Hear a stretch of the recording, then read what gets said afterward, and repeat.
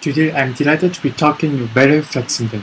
She is a two-time best-selling and gold awarded winning author, is an accomplished consultant, hypnotherapist, personal and career coach, college professor, corporate trainer, facilitator, behavioral expert, entrepreneur, and business development expert. Beverly's knowledge of human behavior and the most effective ways to make change happen have helped thousands of people and hundreds of organizations over the years. She is recognized as a confidence coach and work relationship doctor by many. Please welcome Beverly Flaxington. Hi, Beverly. Hello, Kent. I'm happy to be here today. Thanks for talking to me. Relationships fail because communication fails. Why communications fail? Well, I think it's a couple of things, Kent. I think, first of all, we are not really taught very well how to communicate. So we all know the ideas about active listening, and we know ideas about how to focus on others. But if you think about it, all the other training we get, we learn math, we learn science, we learn economics, but we really don't learn a lot about communication. We're self-taught in a lot of ways, is number one.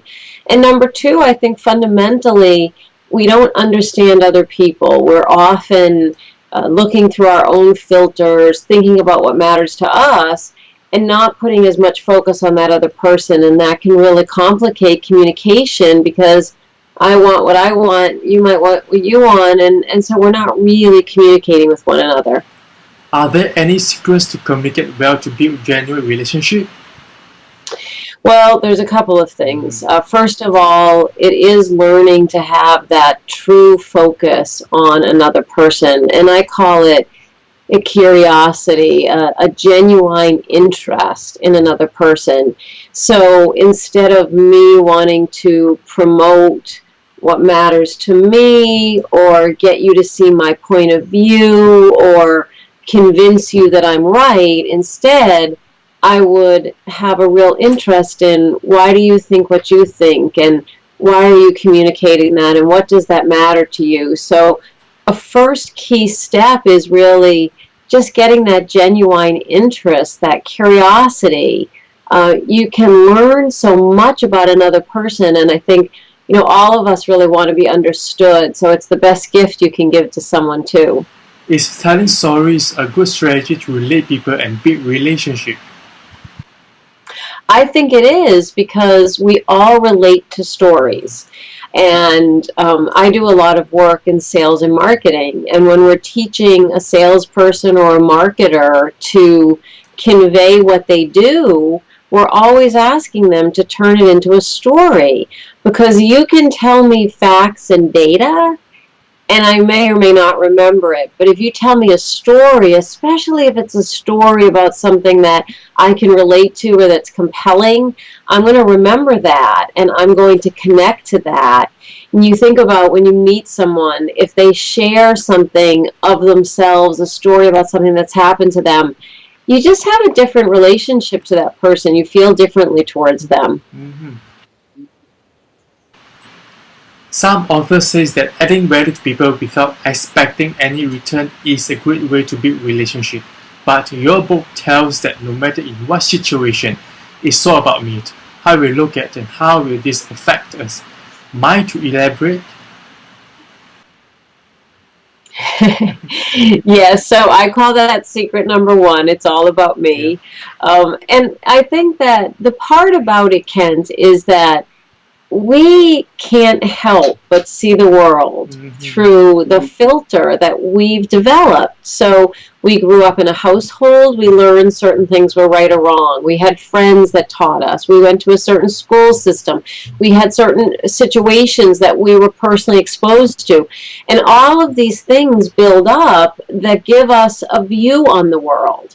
So when I say it's all about me, I mean that when I'm interacting with you, I may already have some preconceived ideas, and I don't even know about it. So I think I'm looking at you objectively, and I'm listening to you, and I'm just all focused on you. But if I'm not aware of it, I can't help but be colored a little bit by my view of the world. So it's not that it's bad. We all do it. It's just that we're not aware of it, and that's how it gets us into trouble. How understanding people help us in adding value to the right people at the right time?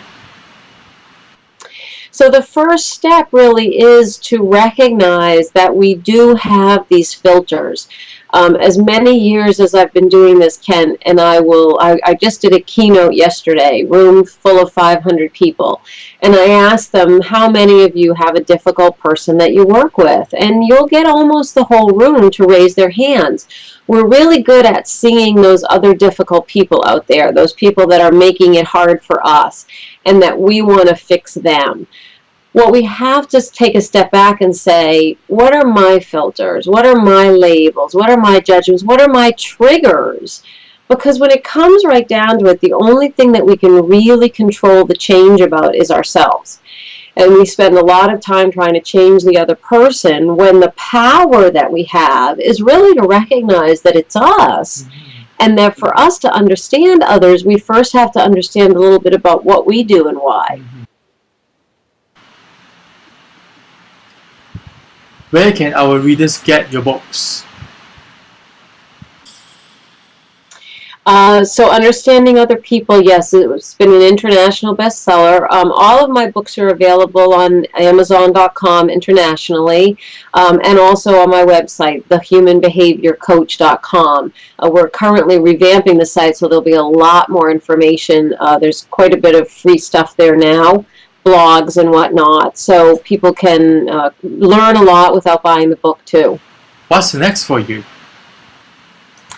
I actually have a book coming out in September, Kent, called Self-Talk for a Calmer You, which teaches people about the tapes that they play, the messages that they give themselves, and how it causes a lot of stress, a lot of anxiety.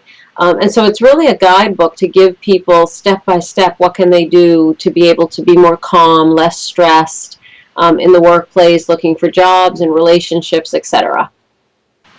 If our readers want to reach you, how can they do that? To reach me, you should go to the humanbehaviorcoach.com.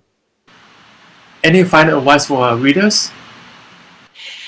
Just that, people think that the power is in changing other people.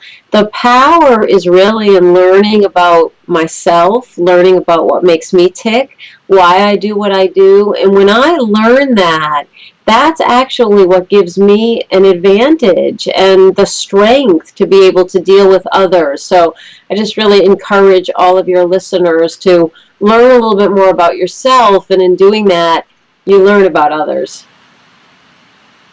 Thank you very much, Beverly. Thank you for your time. Thank you, Kent.